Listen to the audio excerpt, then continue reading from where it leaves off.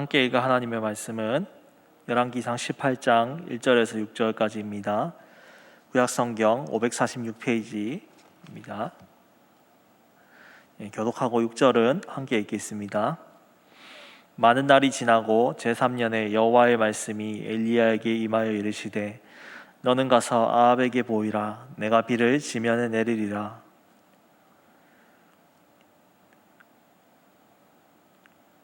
아합이 왕궁 맡은 자 오바댜를 불렀으니 이 오바댜는 여호와를 지극히 경외하는 자라.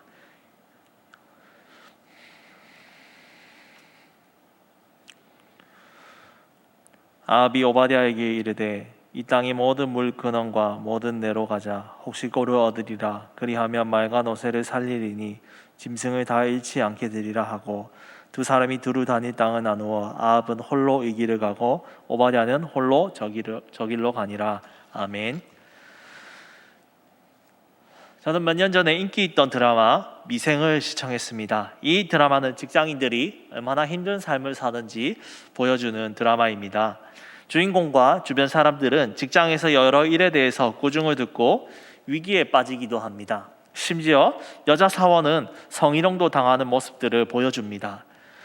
이것을 보면서 저는 얼마나 심장이 놀라고 우리 성도들의 삶이 얼마나 더 힘든지를 깨닫게 되었습니다. 신학과에서 신대원으로 바로 진학해서 여러분처럼 직장을 다니진 않았지만 삶을 다 이해할 수 없습니다. 하지만 여러분의 삶이 쉽지 않고 어렵다는 것은 조금은 느낄 수 있었습니다. 하나님은 이런 직장 생활을 하는 우리에게 오늘 성경의 작은 한 사람을 소개해 줍니다. 바로 엘리야와 아합의 전쟁의 이야기 속에서 조연인 오바댜라는 사람입니다. 하나님은 이 이름 없는 사람을 통해서 사용하시는 역사를 보여주고 계십니다. 어떻게 하나님께서 그를 사용하실까요? 그리고 하나님께서 우리를 어떻게 사용하십니까? 이스라엘은 솔로몬이 범죄한 이후로 나라가 둘로 나뉘었습니다. 남쪽에서는 아들 르호보암을 중심으로 유다 지파, 레위 지파, 그리고 베냐민 지파를 중심으로 한 남유다라는 나라가 있었고, 나머지 10지파들은 신하였던 여로보암의 길을 따라서 북이스라엘로 나누어서 나라가 갈라지게 되었습니다. 남유다도 악한 왕들이 많이 있었지만 그래도 아사, 여호사밧처럼 다윗의 길을 따르려고 노력하는 하나님을 섬기는 왕들이 있었습니다. 그러나 북이스라엘은 왕들이 하나님을 섬기지 않고 여로보암처럼 금송아지를 섬기는 우상 숭배를 했습니다. 그래서 그들은 자기 아들 밑으로 세습이 되지 않고 끊임없이 반란이 일어나고 왕조가 바뀌었습니다. 심지어 시므이라는 사람은 왕이 된 지 7일 만에 죽을 위기가 찾아왔고, 그래서 성에서 분신 자살을 하고 생을 마감합니다. 시므리가 죽고 오므리가 왕위를 이어받아서 오므리 왕조가 생겼습니다. 수도도 그가 곡창지대인 사마리아로 옮기면서 나라의 식량의 문제를 해결하고 왕의 권위를 강하게 만들었습니다. 그리고 그의 아들 아합이 북이스라엘을 다스리게 되었습니다. 그는 이 아합의 권세가 얼마나 부강했는지 고대 문서에 보면 아합과 그의 아들들의 이름들이 자세히 나타납니다. 전쟁도 자주 하였습니다. 아합은 나라에 부강함을 세웠습니다. 북이스라엘은 곡창과 농지가 많아서 음식이 풍부했고 나라는 강해져 갔습니다. 하지만 그는 하나님이 보시기에 바른 길로 가지 않았습니다. 보통 하나님의 길로 행하지 않으면 열왕기서에는 이렇게 표현합니다. 그가 여로보암의 길로 행하였다라고 했습니다. 그러나 아합은 그들의 평가를 가볍게 제쳤습니다. 오히려 그것을 가볍게 여기고 악을 행했다라고 열왕기상은 평가합니다. 가장 큰 악은 그가 시돈 왕의 딸 이세벨과 정략 결혼을 하였던 것입니다. 그래서 바알을 섬기고 하나님을 저버렸습니다. 세상의 왕들이 자신의 권력을 유지하고 더 강하게 하기 위해서 결혼하는 것은 당연한 것입니다. 우리가 고려시대의 초대 시조였던 태조 왕건을 보시면 아내와 무려 29명의 여자를 두었습니다. 그래서 당시 귀족들과 하친을 맺어서 나라를 강하게 하고 강한 군사를 얻는 게 그의 목적이었습니다.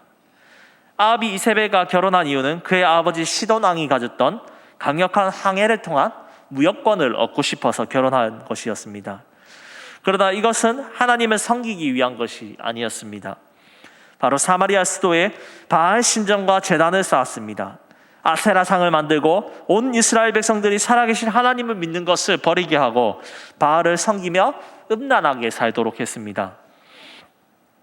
이러한 이스라엘의 폐악한 길에 하나님은 특단의 조치를 취하십니다. 그것은 17장에 나와 있는 말씀처럼 하나님이 신명기 28장의 복과 화해의 선언처럼 하나님을 섬기지 않고 다른 길을 걸으면 비가 오지 않고 가뭄이 올 것이라고 얘기합니다. 즉 엘리야의 입을 통하여서 수년 동안 비를 내리지 않습니다. 실제로 3년 동안 비가 내리지 않아서 농경 생활을 하는 북이스라엘 전체가 심각한 가뭄에 시달렸습니다. 이런 시대 가운데 하나님이 작은 조연, 바로 오바댜를 보여주십니다. 이 오바댜는 이름이 이렇게 되어 있습니다. 에벳드라는 섬기다라는 원어에서 나온 뜻으로 그것은 바로 하나님의 섬기는 종이라는 것입니다. 이스라엘 사람들의 이름은 부모님이 자신의 신앙으로 자녀들이 하나님 앞에 믿음으로 살기를 바라는 마음으로 이름을 많이 지었습니다. 아마 오바댜의 부모님은 아들이 어떤 위치에 있든지 그가 끊임없이 하나님을 섬기고 잘 섬기기를 좋아하셨던 것 같습니다.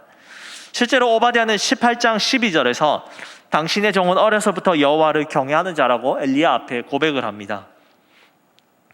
오바댜는 그렇게 하나님을 섬기다가 어느 순간 아합의 정부에서 귀한 자리를 맡았습니다. 바로 오바댜는 왕국 맡은 자라고 나옵니다. 아마 아합의 모든 재정과 돈과 이 모든 것들을 관리하는 높은 위치에 있는 비서 아니면 장관으로 여겨졌을 것 같습니다. 그런데 아합은 가장 악했던 왕입니다. 열왕기상 중후반 내용과 열왕기하 초반부까지 주된 내용은 아합과 그의 아들들이 어떻게 망하는가를 쓰고 있습니다. 이런 악한 왕 밑에서 오바댜가 열심히 공무원 생활을 할 맛이 있었겠습니까? 기독교 역사에서는 국가와 지도자가 이상하고 독재를 행할 때 세 가지의 분류로 반응을 했습니다. 첫 번째는 속세를 떠나는 도피형의 사람들입니다. 이 사람들의 형태를 중세의 기도원으로 볼 수 있습니다. 이들은 세상에 속된 것을 피해서 자신들의 거룩을 지키고 하나님 앞에 경건을 수련하기 위해 수도원을 세웠습니다. 그곳에서 말씀과 기도 생활 그리고 노동을 하며 자급자족을 하였습니다. 하지만 이들은 점점 시간이 흐르면서 부패하기 시작했습니다. 기도원에 대학이 생기고 돈들이 들어가면서 처음에 세웠던 경건과 거룩의 목표도 잃어버렸습니다. 두 번째 부류의 사람들은 적극적으로 세상 정부에 투쟁하고 싸우는 사람들입니다. 이들은 정부가 무력과 자신들을 억압하기 때문에 자신들이 오히려 조직을 하여 시위와 데모로 세상 정부를 무너뜨리고 교회가 한번 세상을 바꿔보자고 하는 무리들입니다. 이들의 구체적인 대표자들은 종교개혁 시대에 제세례파들이 있을 것입니다. 또 현대에서 정치가들이 마음에 들지 않으면 암살과 쿠데타를 일으키는 사람들도 이 사람들일 것입니다. 마지막 세 번째 부류의 사람들이 오늘 사회 속에 순응하고 살아가는 오바댜와 같은 사람들입니다. 오바댜는 아합의 집에서 살면서 많은 어려움이 있었을 것입니다. 주변의 사람들은 이렇게 얘기했을 것입니다. 야 오바댜야, 너 왜 그렇게 부패한 아합 밑에서 있는 거야? 그냥 다 때려치우고 나와 함께 선지자 학교에 가서 선지자가 되자 라고 말했을 것입니다. 오바댜가 아합 밑에서 일한다는 것이 정말 쉬운 일이 아니었을 것입니다. 아합은 엘리야의 예언을 듣고 하나님의 선지자들을 모두 잡아서 죽이려고 했습니다. 아니 아합보다 더 직접적으로 이세벨이 남편을 꼬드겨서 엘리야를 포함한 여호와의 신앙을 사라지게 하려고 그 선지자들을 죽이려고 했습니다. 그때 오바댜가 왕국 맡은 관원이었는데 자신의 역할을 활용하여서 이런 일들을 행하였습니다. 그가 했던 행동이 4절에 있는데 우리 함께 읽어보겠습니다. 4절에 읽겠습니다. 이세벨이 여호와의 선지자들을 멸할 때에 오바댜가 선지자 100명을 가지고 50명씩 굴에 숨기고 떡과 물을 먹였더라. 여기서 오바댜는 선지자 100명을 가지고 라고 행동합니다. 여기서 가지고라는 단어는 히브리어로 라카흐라는 단어로 붙잡다, 취하다 라는 뜻입니다. 지금 상황이 이세벨이 선지자들을 아주 긴박하게 죽이려고 하는 상황이었습니다. 조금 더 이 상황과 맞게 본문을 좀 더 해석하자면 가지다보다는 빼돌리다라고 말할 수 있습니다. 그가 이세벨의 소나기가 선지자들을 죽이려고 하는 그 순간에 그는 자신의 지위를 이용해서 선지자 100명을 빼돌렸습니다. 그리고 이스라엘 땅에 있는 석회 동굴에 선지자들을 숨겼습니다. 자칫하면 자신의 목숨이 날아갈 수도 있는 상황에서 그는 자신의 지위를 이용해서 선지자들을 구했습니다. 왜냐하면 자신의 이름이 뜻인 하나님을 섬기는 종, 그가 할 수 있는 일이 이것임을 그는 깨달았기 때문입니다. 또 기근으로 가뭄이 와서 먹을 것이 부족했습니다. 자신의 사비를 털어서 선지자들에게 떡과 물을 먹였습니다. 맛이 간다라, 이 북이스라엘에서 나라를 맡은 공무원을 했던 오바댜, 필요한 순간에 하나님이 자신에게 이 직업을 주신 이유는 하나님이 선지자들을 살리기 위해 내게 주셨음을 깨닫고 그는 행동하였습니다. 창세기의 요셉은 자신이 원하지 않았지만 애굽의 노예로 보디발의 집에 팔려갔습니다. 그래도 인정을 받아서 보디발 집의 집사가 되었는데 억울하게 간음죄로 시위대장의 감옥에 갇혔습니다. 그는 절망하고 포기할 수 있었습니다. 하지만 하나님이 언제나 자신과 함께 하신다, 형통하게 된 것이라는 것을 믿고 어디서든 감옥에서 신실하게 살았습니다. 감옥에 갇혔지만 왕의 꿈을 해석하고 30세에 애굽의 총리가 되었습니다. 그리고 애굽과 수많은 나라의 생명들, 그리고 자신의 70명의 형제들을 곡식을 저장함을 통해서 그들의 흉년에 죽지 않도록 행하였습니다. 포로의 시대의 다니엘은 바벨론에 노예로 끌려온 비참한 삶이었지만 하나님께 뜻을 정하고 왕의 진미와 포도주가 아닌 채소로 먹으면서 하나님 앞에 살겠다고 다짐하였습니다. 그리고 열심히 바벨론의 학문을 배웠습니다. 그리고 그는 관직의 자리에 앉아도 하나님의 믿는 신자로서 열심히 살았습니다. 선지자로 살아 왕들에게 하나님의 뜻을 전하였습니다. 나라가 바뀌고 왕들이 4명이나 교체되었어도 그는 총리로 지내었습니다. 다니엘은 심지어 목숨을 걸고 기도하여 사자밥이 될 뻔하였지만 하나님이 그를 살리시고 원수들을 물리치게 하였습니다. 유대인을 말살하려는 아말렉의 후손 하만의 계략에 온 이스라엘 백성들이 눈물을 흘리고 옷을 찢으면서 울게 되었습니다. 그때 에스더가 삼촌이었던 모르드기의 말을 듣고 자신이 죽으면 죽으리다라는 그 결단을 가지고 자신의 왕비의 직위를 사용하여서 왕 앞에 나아가 수많은 유대인들을 구하고 그는 하나님이 쓰시는 사람이 되었습니다. 이처럼 신앙을 가진 믿음의 선배들은 하나님께서 자신의 일을 하도록 부르셨습니다. 그들이 가진 위치는 달랐지만 하나님의 역사가 필요한 순간에 자신의 목숨을 내어놓고 기꺼이 순종하며 나아갔습니다. 여러분, 우리는 왜 직장과 사회에 일을 하고 있습니까? 먹고 살기 위해서입니까? 물론 그것도 중요한 부분입니다. 우리는 열심히 일해서 나와 가족들을 먹이고 부양하기 위해서 노력을 해야 됩니다. 그런데 하나님이 나를 부르신 이 일터에 나를 통해 하고 싶은 일이 있으시다고 합니다. 근데 여러분 생각하시면서 저에게 이럴지 모릅니다. 아니 목사님, 저는 먹고 사는 게 바쁜데 무슨 하나님의 일을 하겠다고 하십니까? 저는 그냥 현실을 적응하고 돈 버는 것만으로도 피곤합니다 라고 생각하실지 모릅니다. 하지만 하나님은 내가 공직에 있든지 사회적 영향력이 높은 자리에 있든지 아무도 알아주지 않는 그 자리에 있든지 그것은 상관없습니다. 내가 있는 그곳은 하나님의 당신의 영광을 비추기 위해 나를 부르신 자리입니다. 처음부터 엘리야처럼 우리에게 거창한 일을 맡기지 않으십니다. 작은 일부터 시작하면 됩니다. 내가 맡은 바 그 일에 최선을 다하고 고객과 손님들이 올 때에 예수님께 대하듯이 상냥하고 아름답게 섬기는 그 일에서부터 시작하시면 됩니다. 회사에 남들이 하지 않는 굳은 일들을 내가 기꺼이 하는 것입니다. 그럴 때 사람들이, 그리스도인들은 역시 다르구나, 하나님을 믿는 사람은 다른 이들에게 유익을 주고 따뜻하게 하고 자기의 것을 희생하고 헌신하는 사람이구나 라고 느끼고 하나님의 영광을 깨닫게 될 것입니다. 그리고 하나님을 알게 될 것입니다. 하나님이 부르신 나의 일터와 사회 속에서 한 주간도 그분의 영광을 나타내시는 우리 모든 수정교회 성도 여러분들 되시길 소망합니다. 오바댜는 그런 하나님의 영광을 비추기 위해서 자신의 일을 감당하고 있었습니다. 그리고 18장에서부터 기근이 시작된 지 3년이 되던 해에 아합은 오바댜에게 명령하였습니다. 가뭄으로 물이 없으니 물 근원과 모든 데를 찾으러 가자고 합니다. 이스라엘은 강수량이 적기 때문에 우기에 샘을 내거나 웅덩이를 파서 물을 저장합니다. 3년 동안 비가 한 방울도 내리지 않아서 사람의 손길이 닿지 않는 곳에 있었을 것이라고 생각하고 명령합니다. 그런데 아합은 백성의 안위 따위, 백성이 물을 마시고 싶은 것 따위는 생각하지 않습니다.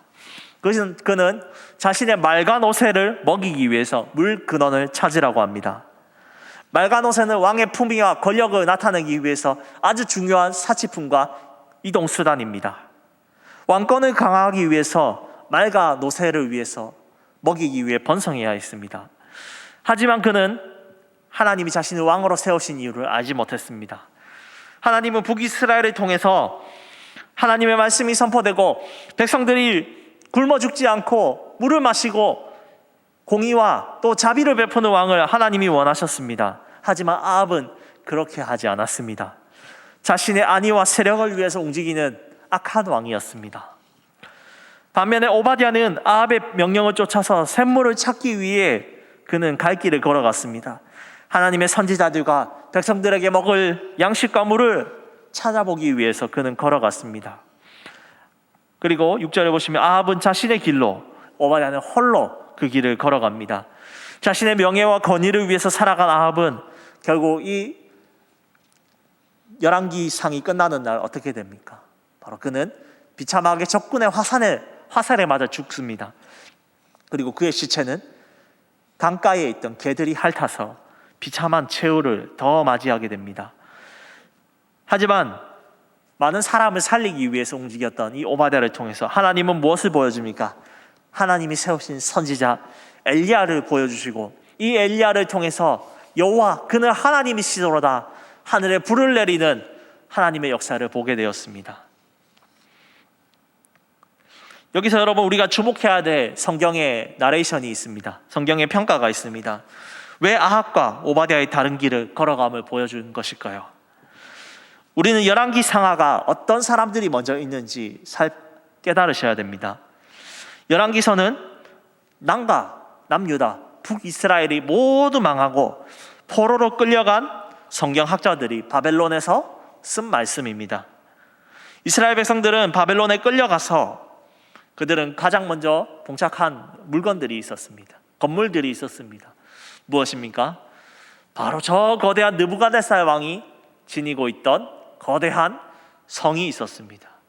그리고 느부갓네살이 살고 있는 거대한 공중정원, 그리고 바벨론의 아주 화려한 지구라트와 그리고 건축물들이 그들의 마음을 녹였습니다. 그리고 그들은 이렇게 생각했을 것입니다. 야, 우리가 하나님을 믿는 백성인데 하나님은 마르둑보다 약하신 것 같아. 아니, 하나님 정말 계시는 신이 맞으실까?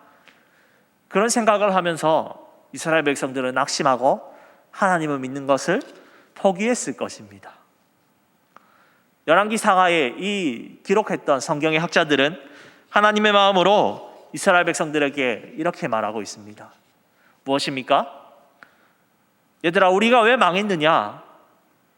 이 열왕의 모든 왕들, 이스라엘과 남유다의 모든 왕들이 하나님을 저버리고 그리고 그를 따르는 백성들도 하나님의 말씀에 순종하지 않아서 우리는 망한 것이다. 하지만 이제부터라도 이 포로에 있을지라도 하나님 앞에 말씀으로 눈물을 흘리며 회개하고 다시금 하나님 우리를 살려주십시오라고 기도하는 자들에게 하나님이 70년 뒤에 이 바벨론에서 이스라엘로 돌아오게 해주실 것이다. 성도들이여, 우리가 힘을 내봅시다. 이 바벨론에 있을지라도 우리가 주의 말씀대로 살면 하나님이 흩어진 우리를 다시 이스라엘에 모여주시게 할 것입니다 라고 말하면서 격려하고 있는 내용이 오늘 이 열왕기 상하의 말씀입니다. 그리고 강한 나라를 다시 세울 것을 소망하고 있습니다. 오늘 그리스도인들이 살아가는 사회와 직장이 만만하지 않습니다. 아합처럼, 아니 그보다 더 못된 상관과 단체들이 많이 있지요. 그리고 우리는 그 속에서 오바댜의 모습처럼 힘들게 살아가야 될 것입니다. 조금 일 못한다고 마음의 상처가 되는 욕과 모욕을 주는 상관들이 있지 않으셨습니까? 혹은 일을 잘해도 자신의 기분에 맞춰져야 되고, 그렇지 않으면 회사에서 왕따를 시키는 상관들이 있지 않으셨습니까? 개인을 넘어서 회사가 단체로 불의와 악행을 행할 때에 여러분들은 그곳에서 어떤 마음이셨습니까? 불법과 탈세가, 그리고 뇌물이 회사를 지배하고 있을 때에 악행을 행하시는 그 공동체 속에서 여러분들의 마음이 괴로우셨지요. 특별히 코로나로 인해서 교회 예배 드리러 나오는 것을 많은 회사들이 좀 달가워하지 않습니다. 세상은 교회를 향하여서 개독이라고 욕을 합니다. 다르게 살지 않았던 한국교회의 일그러진 모습 때문에 전체가 욕먹고 있습니다. 신실하고 정직하게 회사에 빛이 되려고 노력하는 성도들에게 오히려 불이익이 되고 있습니다. 예배를 드리면 회사에서 불이익을 주기 때문에 지금도 눈물을 흘리며 어쩔 수 없이 온라인으로 예배를 드리고 있는 성도 여러분들 있는 줄로 압니다. 환난의 시대 속에서 여러분들이 이 회사와 직장을 당장이라도 사직서를 쓰고 그만두고 싶은 마음이 드시지 않으셨습니까? 하지만 여러분들의 마음속에 지금도 이불 속에서 평안하게 잠을 자는 나의 자녀들을 보며 오늘도 눈물을 삼키고 각오하며 일터로 가시는 성도 여러분, 정말 고생이 많으십니다. 그런 우리들에게 하나님께서 오늘 말씀하십니다. 그것은 우리가 오바댜와 같이 세상 속에서도 예수의 길을 걸어가면 우리가 승리하게 해주겠다는 약속입니다. 예수의 길은 무엇입니까? 예수님처럼 하나님의 말씀을 들은 대로 순종하고 환난 속에서도 자신의 길을 담대하게 걸어가는 것을 말합니다. 이 길을 걷는 것은 때로 눈물이 날지 모릅니다. 옛사람을 벗어버리고 세상과 다르게 살아야 하기 때문입니다. 조롱과 멸시를 당하고 울 수밖에 없습니다. 하지만 예수님은 이 길을 걷는 우리들에게 이렇게 말씀하십니다. 요한복음 16장 33절에 말씀하시기를 이것을 너희에게 이르는 것은 너희로 내 안에서 평안을 누리게 하려 함이라. 세상에서는 너희가 환난을 당하나 담대하라. 내가 세상을 이기었느니라. 무슨 말씀이십니까? 바로 예수님이 이미 세상을 이기었다는 것입니다. 그가 죄에 대해서 죽으시고 다시 살아나셨습니다. 죄와 사망을 이기셨습니다. 최종적으로 인자가 구름을 타고 이 땅에 다시 오셔서 모든 사단과 원수들을 멸하여 주실 것입니다. 그 승리의 왕이 우리에게 승리를 약속하십니다. 승리를 이미 주셨습니다. 그 왕이 주시는 길을 우리는 걸어가면 됩니다. 그 길을 걸어가면 세상이 줄 수 없는 평안을 줍니다. 왜냐하면 예수님이 우리와 함께 그 길을 걸어가시기 때문입니다. 이 인생의 경기가 끝나는 날, 우리는 찬란하고 아름다운 상을 받는 것을 알기 때문에 승리의 기쁨을 누리며 살 수 있는 것입니다. 사랑하는 수정교회 성도 여러분, 우리에게 쉽지 않은 세상의 여정입니다. 운동과 경기입니다. 하지만 우리 오늘 이 오바댜처럼 예수님의 길을 걸어갑시다. 그리하면 그분이 우리에게 평안과 승리를 주실 것입니다. 그리고 우리가 다음 주에 모여서 함께 직장에서 예수의 길을 걸으며 승리했던 하나님의 역사를 함께 나누고, 우리가 그럴 때에 하나님의 나라가 더욱더 가까워지고 너도 나도 함께 그 승리를 누리고 공유하고 기뻐하는 찬송의 소리가 넘치는 우리가 되기를 원합니다. 제가 아는 한 여자 집사님이 있었습니다. 이 집사님은 가정에 많은 문제들이 있었고 직장도 아파트에서 계단에 청소를 하시는 고된 일을 하셨습니다. 아무리 해도 경제적으로도 가정적으로도 해결되지 않아서 지사님은 아파트 옥상에 올라가셔서 하늘을 보시며 이렇게 얘기했습니다. 하나님, 제가 사는 것이 아닙니다. 이제 그만 내 생명을 거둬가 주셔서 저 하늘에 그냥 데려가 주세요 하고 늘 울면서 날마다 힘들게 사셨습니다. 그런데 하나님이 놀랍게도 지사님이 청소하시면서 늘 언제나 웃으시고 힘든 일이 있어도 세상 사람들에게 늘 언제나 웃으시면서 자기가 희생하여 남을 섬기고 사랑함을 통하여서 많은 같이 일하는 직장에 청소하시는 아주머니들이 지사님을 보시면서 예수 그리스도가 누군지 궁금해하게 되었습니다. 그리고 집사님의 가정과 경제가 조금씩 회복되고 집사님이 늘 언제나 웃으며 사시게 되었습니다.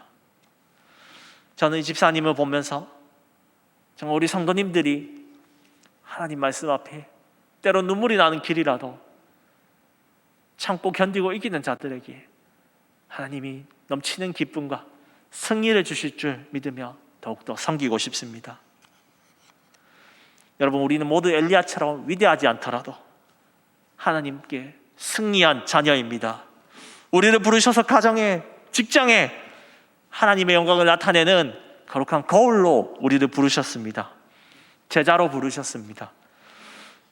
이제 더 이상 내가 욕심과 소견을 따라 사는 삶이 아닌 관용과 믿음과 사랑으로, 헌신과 희생으로 우리의 일터로 나아갑시다. 그리하면 사람들이 나를 통해서 하나님을 보게 될 것입니다. 때로는 눈물이 나고 남들에게 얘기할 수 없는 사망의 음침한 골짜기로 다니는 분들 많으시지요. 그래 할지라도 우리 주님이 예수의 길을 걸어가는 자들에게 그 눈물을 닦아주실 것입니다. 주님, 나의 눈물을 당신의 병에 담으소서. 그 하늘에 올라갔을 때에 예수님이 내가 흘렸던 눈물을 다 기억하시고 안아주시고 그 면류관을 주셔서 이 땅에서의 고난이 기억되지 않을 것입니다. 한 주간 힘들고 고난에 있는 길이라 할지라도 아합처럼 못된 상관과 단체들이 있다 할지라도 내가 있는 그곳이 바로 하나님의 영광을 나타낼 수 있는 곳이라는 것을 믿으시며 한 주간도 예수님의 길을 걸어가시며 하나님이 그곳에서도 역사하시는 것을 보시는 우리 모든 수정교회 성도 여러분들 되시길 주님의 이름으로 축복합니다. 제가 기도하고 하나님의 복을 받겠습니다. 하나님 감사합니다. 주님 앞에 우리가 부르심을 받은 곳에서 어디든지 최선을 다해서 살 수 있도록 도와주시옵소서.